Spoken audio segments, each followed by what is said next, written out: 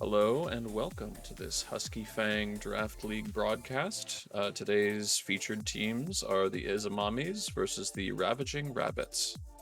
I'm joined by Realize, and SEAL Team is on the camera. We know because this is a replay that we've got a nice three-game set to look forward to. So, any pre-thoughts before we get into picks and bans? Well, honestly, right now is a bit of an interesting time in the league because of the recent midseason shuffle. A lot of teams have gone a lot of their rosters swapped out. Some players traded, some players dropped altogether. So we're definitely gonna seeing a lot of differences. I believe so. And I believe that have these teams experienced much change in the past? Let me just go check real quick. Now, I believe that in this match, both teams either have at least one sub apiece, um, I see. or have made a permanent roster change. So these are not the same teams that they had at the beginning of the season. I see. So that's definitely it is a bit unfortunate that we have subs playing because obviously you want to see the full potential of each teams, but we still have the roster changes, so we're definitely going to be seeing a bit of a difference in how these teams are going to perform tonight. Definitely. Now we've just had our large mid-season patch for Smite, and teams have had a little bit of a time to adjust to it. So, do you have any thoughts on the ways that the meta has shifted, either in terms of priority picks or items, anything like that? I think for the most part, picks have stayed relatively the same. I haven't seen anything really too crazy so far. What I've really seen is that these mid-season items have really just made some of the picks in the meta better. For example, one of the guys that I think is going to be very highly contested is Nemesis. That new heavy executioner providing 17.5% penetration on each auto attack, obviously at the cost of reducing your max attack speed to 1.75. Mm-hmm. However, I think for a god like Nemesis, where while you could go high attack speed, you don't really need to go that high. And on a character that auto cancels so easily, you can get those stacks so early on in the when you go into the fight, and that's Mm-hmm. just gonna have so much value. We've been seeing a lot of these picks. Also, the Osiris jungle, the Erlang, a lot of these warrior jungles, specifically these auto attack junglers, which is why we're seeing these these items getting nerfed in the upcoming bonus patch with the stone cutting as well as the golden blade being nerfed. It does appear that Seals has had to restart his game because there appears to be an issue with the replay, so we will have to wait here a little bit longer before getting into the games. Yeah, and that's okay. Yeah, definitely seeing a lot of auto-attacking warriors. I guess it's good that they get those in now before both Erlang and Osiris are nerfed heavily in the upcoming patch. Um, yeah, Nemesis is still seeing a lot of play. Both versions of the Executioner are actually seeing quite a bit of play on different hunters and on a lot of junglers as well. So. Yes. As far as some of the other standouts of the new glyphs, I don't know that there's any that have made quite as much impact, except for the Sphinx's bauble, which of course is removed, uh, pending whenever Hyrus fixes it. So Yeah. I will say one of my favorite items that has come out is I forgot what the name of it's called, but I like to call it the angry bubble because it's the bubble that makes your right, bubble red. I think that is a very strong item, specifically on these auto attack characters that obviously hate being CC'd because while you're of course when you're CC'd you can't use your auto attacks. But right. that passive it allows you to both do more damage and also have your team do more damage to whoever breaks your bubble, which is just so important when it comes down to these late game, almost like 1v1 skirmishes where the jungler blinks in on the ADC. Because if they pop that bubble, that means that the jungler is just gonna have a lot easier time boxing that character. So I think that item is definitely gonna be a very interesting pickup here if they decide to not go for the heavy executioner. It's definitely gonna be interesting to see what these junglers will have to pick up. Yeah. And speaking of junglers, another rather interesting piece of news for those that follow the SPL. The Jade Dragons dropped their jungler, Sam for Soccer, today, Yup. and have replaced him with Scream, coming over from the Scarabs. So a little bit of shakeup in the Pro League as well. I don't know if the Scarabs have announced who's going to be replacing Scream yet. I kind of wonder if it isn't going to be like a one for one exchange and Sam's going to end up over there because it does feel like he's. I don't see him going back and trying to do like the SCC again.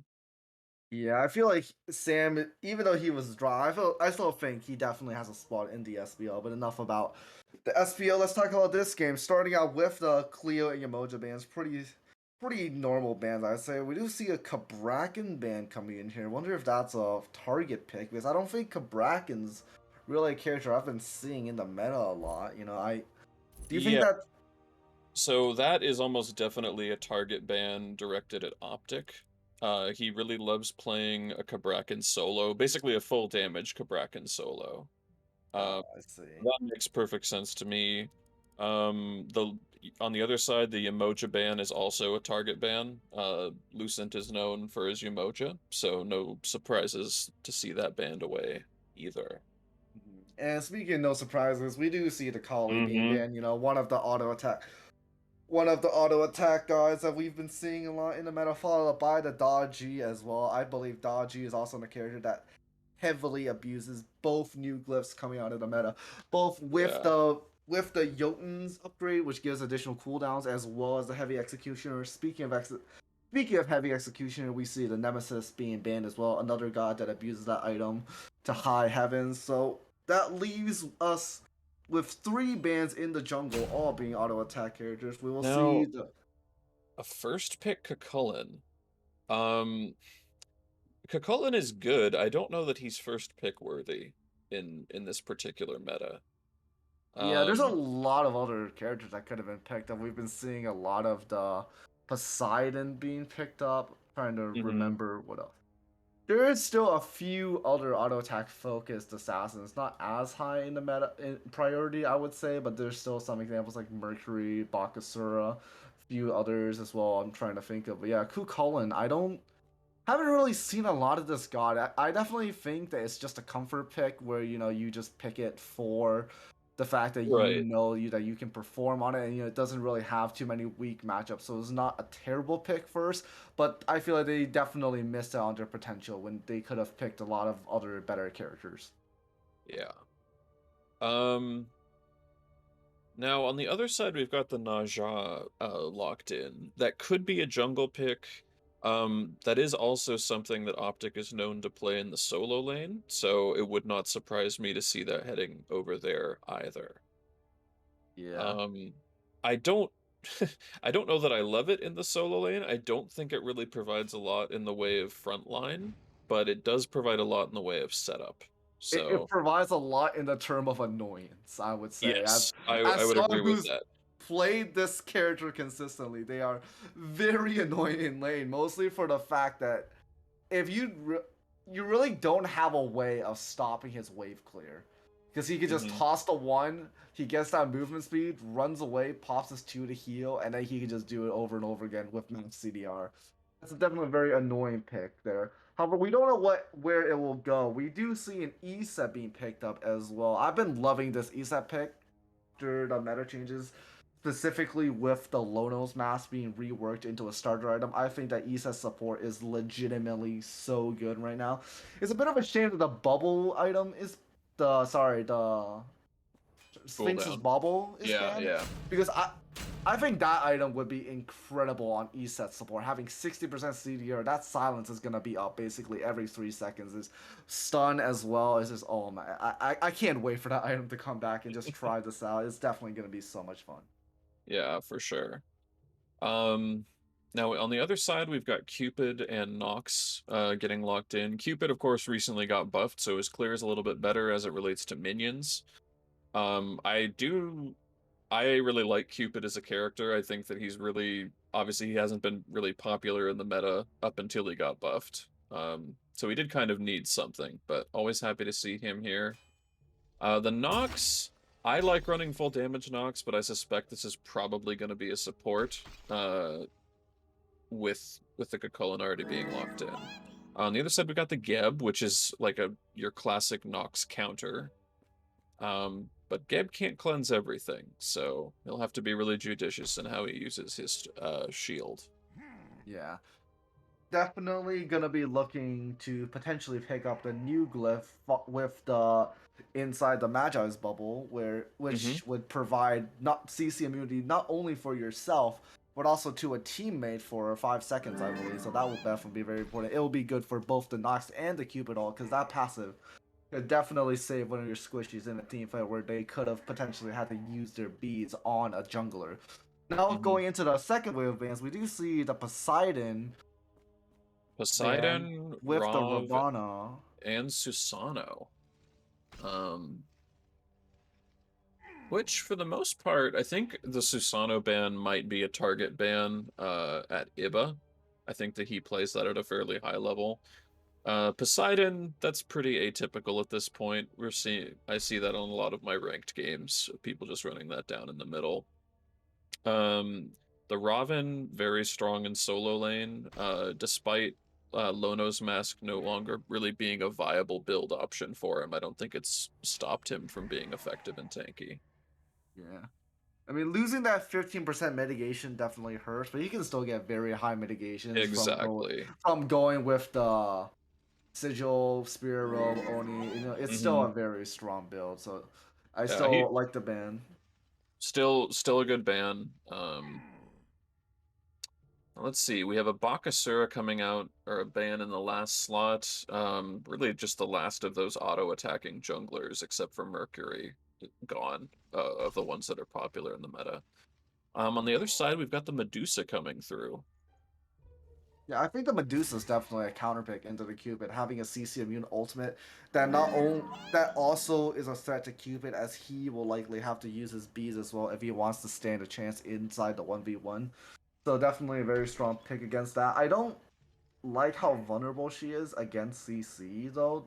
because her dash obviously can be body blocked, and against a god like Kukulin that can easily dive the backline, now followed with an Erlang as well, she's definitely gonna have to play very defensive in these team fights if she wants to stay alive. Now she does have a Geb and an Issa to peel for her, so I would guess that they have taken that into account.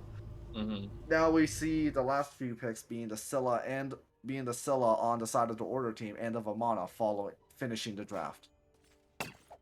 Yeah. I love Vamana as a character. I think it's very difficult to justify picking him a lot of the time. I feel like he gets hard countered just a little bit too much by Ankh, especially the upgraded one. But he's not going to do too badly into this team. I think he'll do okay into Erlang. He should do okay into Cupid. It will be a bit of a slog for him to chase down the Scylla, but it can be done. So, so now that the draft's concluded, whose do you like better, and who do you have winning game one? Mm, Honestly, it's hard to say with these drafts. These kind of questions about who wins, it honestly just comes down so much to the execution and how they Sure. play these tricks. As for the draft themselves, I do think the Ravaging Rabbits have a good flexible draft, I would say, because three of these characters actually could potentially go into flex picks. Not that it's very likely given the rest of their draft, but they could pull something funky here where I feel like on the side of Izamommies, there's a little bit less flex potential because we Hmm. see these characters you mostly in these roles. So again, these I I'll be honest, I don't really like answering the question of which team comes out on top just based on draft because uh, if if I'm gonna speak honestly from my heart, in these community tournaments, it just comes down to the execution. It just comes the characters that are the best are the ones that you know how to play. And I think that if you're gonna force yourself out of your comfort zone to play something meta, I'd rather just play something that you are comfortable with. And speaking of that, we do actually see the Nashot in solo, which Hmm. wow, that is I don't think I've seen that here so far, but I'm definitely a bit of a fan. I don't. I definitely don't like that matchup with Kukulkan, though. He's gonna have a very hard time in the early game. Yeah. Cullen is a bit of an early game bully. Now it looks like Optic might be trying to do his signature invade at this point. He really likes putting down that early ward and kind of waiting by the fire giant pit, Uh, does he which get away is with it? more often than not, yes. I think there's only been a couple of times where he hasn't of the Wait, games that I've does he casted. not proc the Invader's Curse when he Oh no, stands he that far? does. He absolutely He does. does, like he just takes the punishment. He just takes the punishment. And at And level he 1, especially with the health pool changes, it is very difficult to like punish that fully if you don't have multiple people over there yeah. looking for it. So, Especially as a level 1 Kukulkan, which who likely isn't gonna have much fight back. Wow, this is oh he's actually gonna go for it. he's actually going to go for it. The other interesting thing here, he's opted for the Tainted Steel, uh, which is not, I don't know that you Did he get necessarily it? need that. Oh, he doesn't fall for it. Yeah. Yeah, I think both. Oh, is he? No, he's just gonna waste more time here. I think at this point it's better off for Kukulkan to just go into wave and just stack his rage so he can punish the Neja a lot more for this honestly Agreed. absurd attempt at an invade. Like, I can't believe he's trying to do this. Yeah.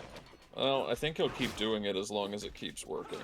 Um, Now, Cucullin's clear is going to suffer a fair amount because he didn't go into the blue stone. So, he's really going to be relying on that rage form to do a lot of his damage until he can hit level 2. Yeah. I wonder if he's Uh, gonna go the mystical, even though I think right now it's not a really good item, but his clear is gonna struggle so hard. Now we see a attempted invade on the blue buff, not gonna be successful and Not going to be secured by the air successful. line. Yeah, they're really focusing quite a lot on this solo lane, and I don't know that they need to. Mhm. Looking at the other lanes, it looks like we have some pretty classic scrimmaging going on, not really too much poke coming out. I guess a little bit coming out on Eagle Cupid, but Yeah, nothing to write home about. I think Cupid's early game is still a bit tough because with most characters you can kind of choose, oh, do I want to use my abilities to poke or do I want to use my abilities to clear wave? But on Cupid, most other characters are, you can kind of do a bit of both. You can hit both the creeps and the other characters with your clear. However, on Cupid, you can really only choose one or the other if your enemies are smart. It's as if they get hit by the heart bomb, they can kind of just move away from their minions, therefore not taking the damage. And then if you decided to go on the minions, then you don't really have any pressure in playing. But I think Cupid definitely struggles against Medusa here in the early game.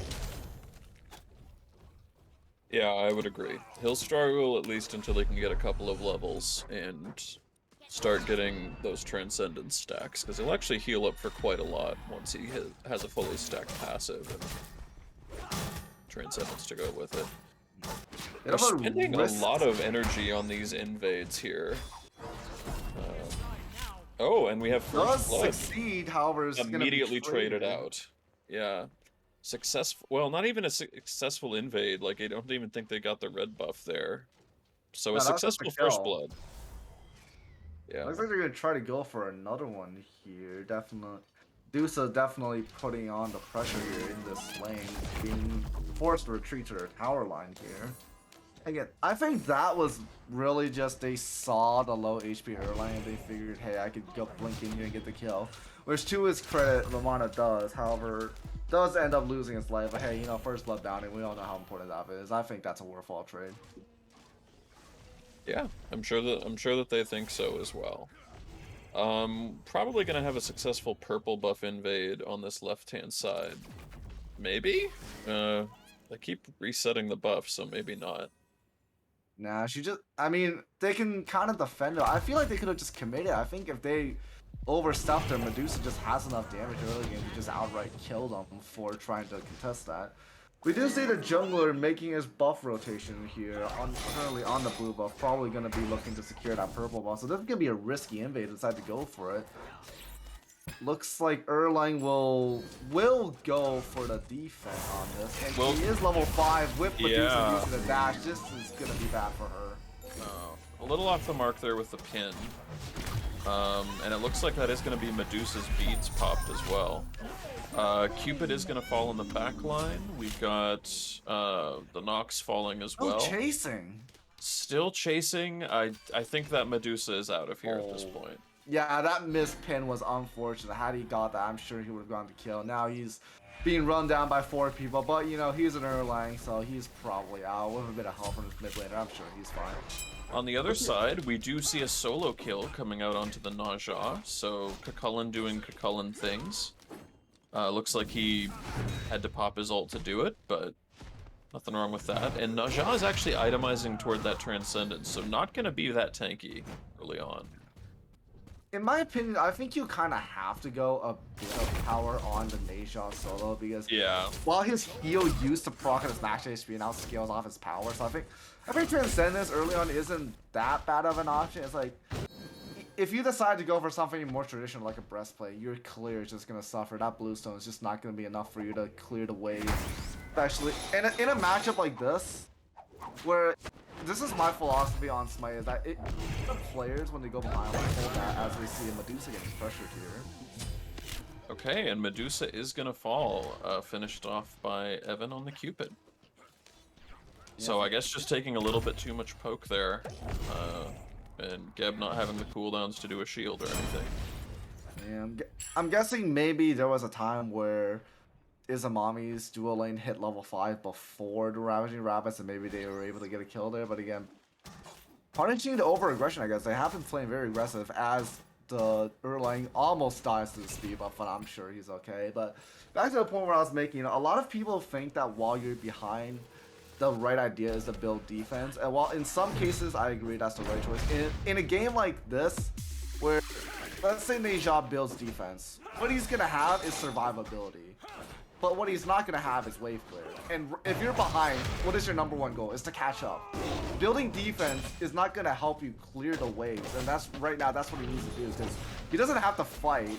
Although he does choose to now, missing the Sash, which probably is gonna end this fight, but looks like both players will be okay.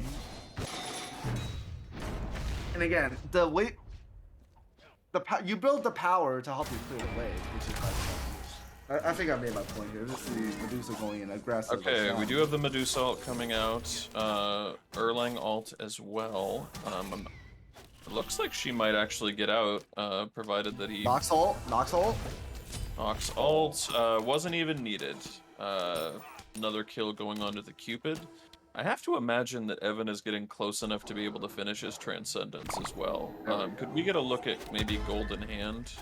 He has his Transcendence now, followed up by return kill by Ivana onto the Cupid. Yeah, I'm kind of surprised that this lane is going this way, considering we've seen Medusa. Medusa, in theory, definitely wins that matchup. I'm guessing she's just been punished for playing way too far up, getting ganked by the jungler. So she'll definitely have to be a bit more careful, you know, watch for rotations, get more wards up to make sure that she doesn't get punished for playing aggressive. Definitely. So looking at it here, it looks like the Vamana has developed a level to a level and a half lead. I would imagine that Erlang's about to tick over to 7. But the Vamana has really been quite proactive early, getting those rotations in, getting those ganks, making his presence felt. Yeah. And it looks like Erlang is just now ticking over to 7. A little bit of an interesting itemization choice between these two. Erlang's opted to go stone cutting first, and Vamana's opted more for that golden blade. Both strong items right now. Yeah. Ooh, looks like she will get away. Quite a bit of, yeah, Medusa coming off on the short end of that particular boxing match. Yeah, the heart bomb doing numbers. Again, I Looks feel like Optic she shouldn't. is... Oh, go ahead. Yeah, I'm sorry. I was just gonna say I feel like she shouldn't be losing this matchup now, especially in a 1v1. But I guess losing your life 2 times there really made it hard for her to survive in that 1v1. But yeah, I mean, that solo lane is kind of what you expect. I don't think anyone's picking Neja to dominate the lane. I think you're really just trying to farm up to the mid game where you can use your ult for setup in these team fights. So it's kind of to be expected that he's gonna get pressured out like this. Yeah, and I hadn't really paid attention to it up until now, but he's actually got quite a lot of poke on that right-hand tower. I would not be surprised to see that fall in the next few minutes here. We do have some aggression breaking out. Naja ult. But Cullen, at this point, he's got the full sovereignty finished. He's got tier 1, probably working towards the Glad Shield. He's going to be kind of difficult to kill without anti-healing. Still gonna get run down by the Vamana, and now you're just here to try to secure the kill. But looks like Erlang's gonna be Oh wow, left out huge here by taunt. herself. Huge taunt. Unfortunately, the heal does not come through in time, and Erlang is going to fall as well. Is this And a a little... solo kill in the mid lane? Oh man, that was Wow, something. It will wow, be. who does that? Wow, Yeah. great play by an on Steve on the east side to get a solo kill in mid, but wow, I haven't seen one of those in in a competitive game in a very long time. Yeah, I think most of that was Kingfisher took pretty much all of the fully charged ESET ult, or at least a large portion of it. So it just wiped his health off the map. I'm guessing she was trying to make a rotation to try to help out her team on the side of the on that Yeah, flank there, and looking at the ward coverage, that's probably what it was. I guess Medusa she is just gonna got get out caught here. out. Yeah, which happens now and again. It looks like Najah has opted for the double stacking. Actually, so much so that he's gonna ult Cullen here. But that actually might be a little premature for the Najah, and they are going to fall to a timely Erlang gank. Yeah, I don't know why he's playing this like with that pick. It's like you're not really gonna have much kill potential. Like let's say after you use your ultimate, what's left? Kukulkan is just likely gonna turn that fight. We see a Mhm. 1v1 in the jungle. Looks like nice Oh, Nox great ultimate. Nox ult there.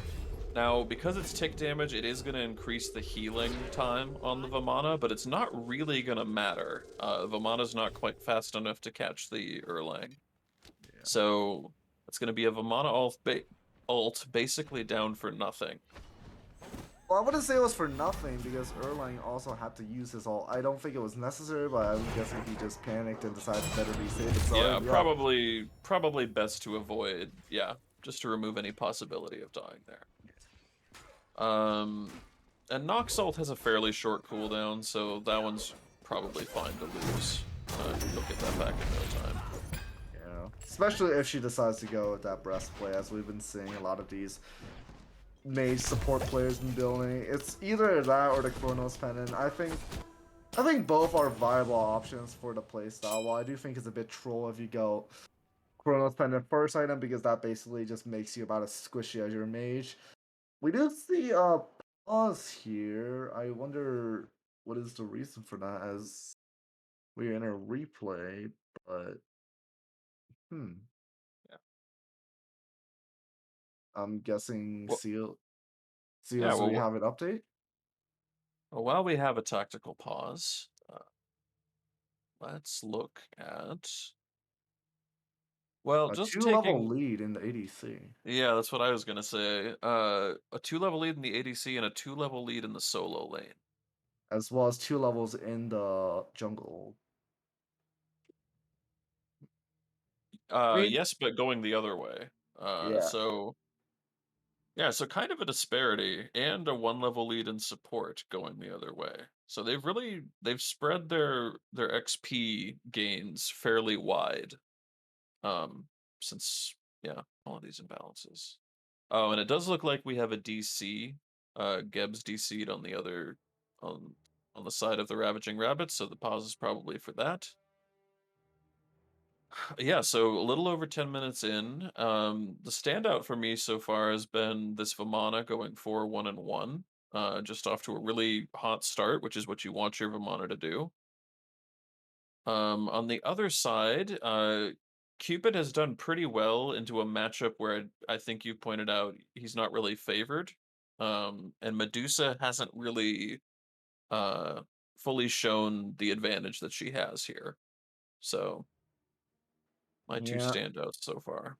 Yeah, I think part of that is probably from those early rotations, which have probably put her behind significantly. Now being a tier item behind there, but now the Cupid has had a full Atalanta as well. She only has a tier 2 balanced blade, as well as not having a fully stacked Transcendence, so that's definitely going to make it a little bit harder for her in this lane. But yeah, I feel like she should be able to still fight the Cupid at this level. 2 levels down isn't too bad. While you're going to struggle, you can certainly still hold your own in a 1v1. So I think without any interference from the rest of the match, she's going to be able to hold her own. In the solo lane, I think that again, Neja doesn't really have the advantageous matchup here. I think his best bet is to really just look to rotate sometime soon. Maybe look for a Gold Fairy somewhere. They do have very good structure secure, objective secure with the East Side ultimate, as well as good burn by the Vamana going attack speed, as well as the Medusa just being a generally very good damage dealer on these objectives. So he can definitely swing his weight around there a lot more. And I feel like that's how the Ravaging Rabbits are gonna be able to win this game. Yeah, well said. It does look like the Geb has reconnected, so it looks like we're gonna get back into game here. And there's still more poke on that right-hand tower, so my prediction, I think, remains true. I'm still thinking it's gonna fall fairly soon. You can just walk in here and get it, I guess, but It probably has, like, gonna guess 4 or 5 he's like autos worth. 150 HP or something there. Yeah, that Looks was like he an definitely wants this tower, but I don't know if he's gonna get it. yeah. He'll get it one way or the other, I'm sure. Um, Looking onto the other side here, looks like Cupid's kind of opted for a more meta build with the Transcendence into Oh no! Atalanta. Oh, and there's that. Oh, I'm Wow, kind of she goes surprised they didn't. unpunished for that? Well, I guess they do have a ward right there, so they probably saw the Ged coming.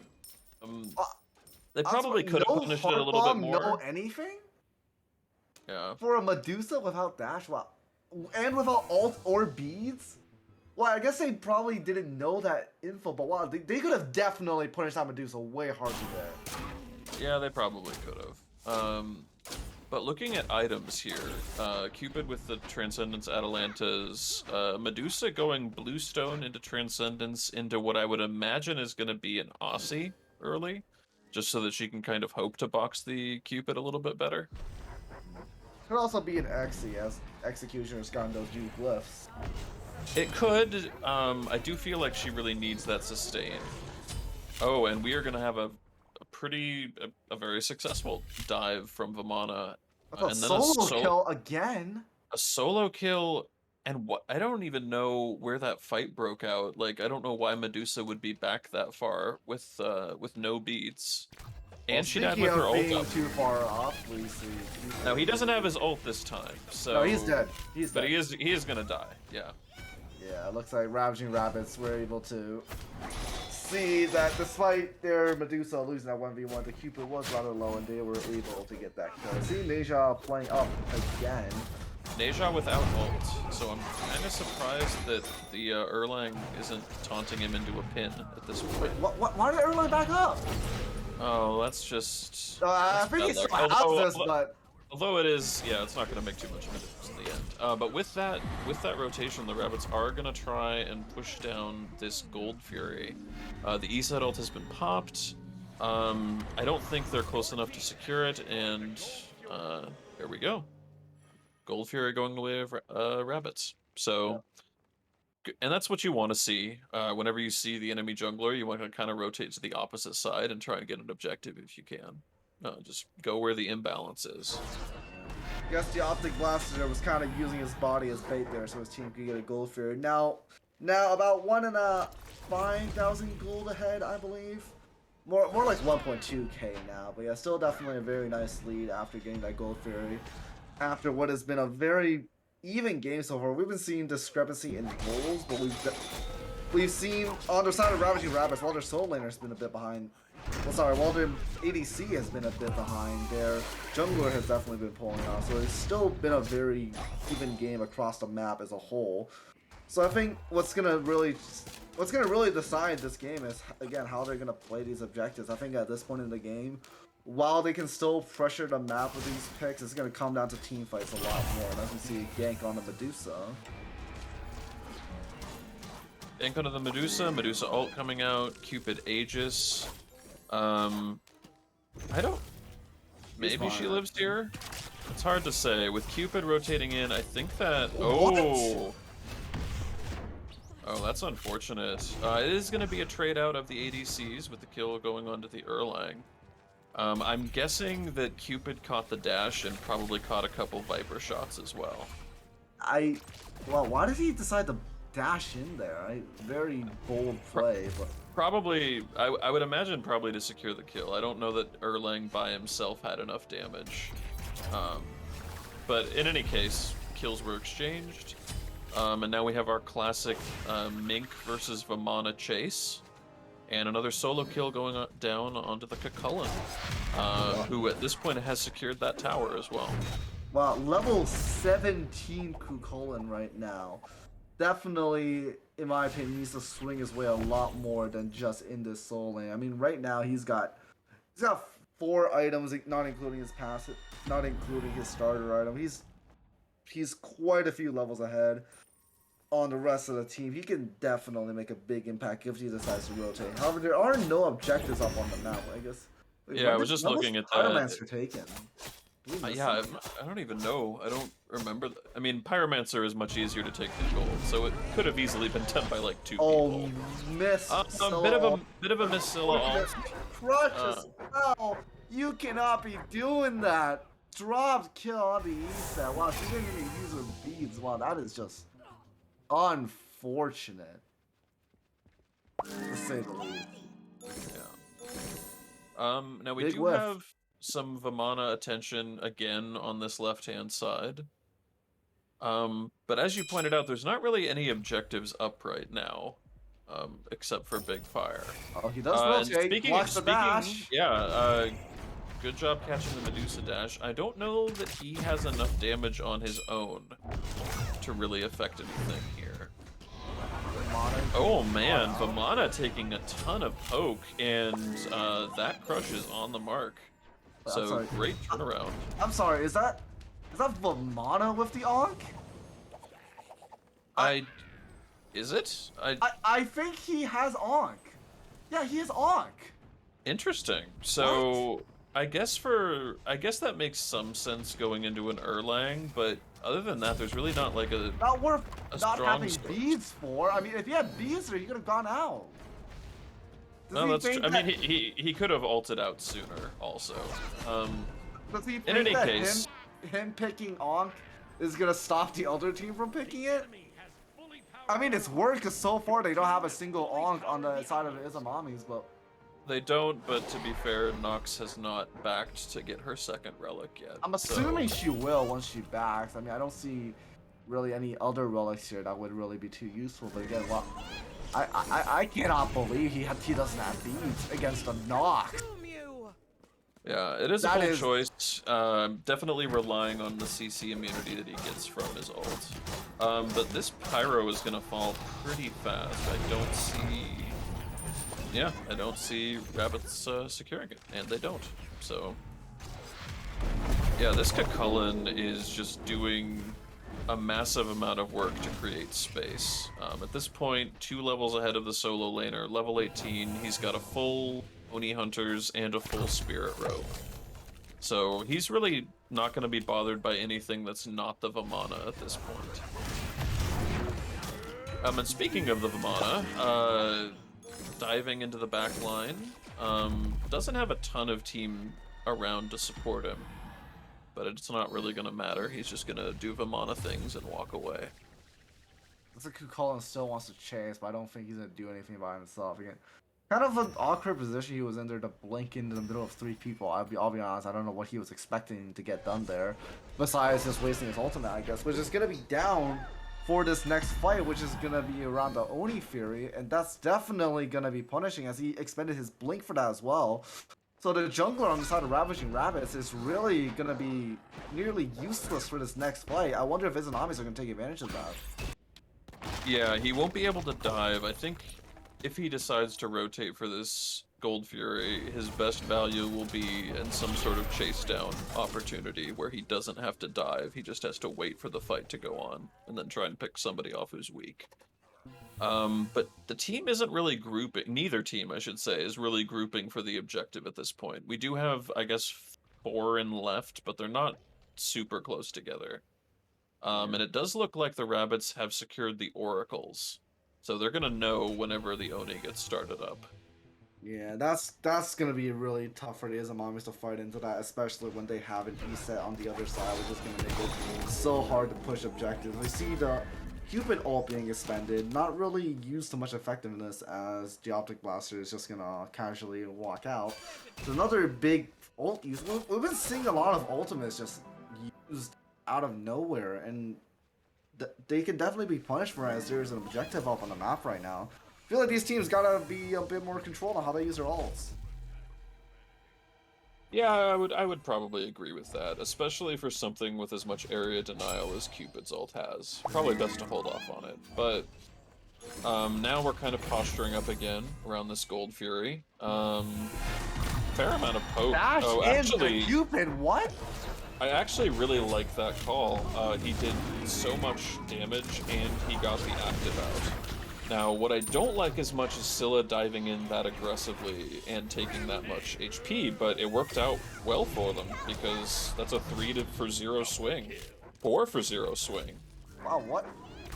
That was incredible. I can't believe Incredible that team worked. play. I'm Yeah, guessing, that was really... they caught out the E-set by herself on a warder, as we do see an order ward kind of near the position where she was.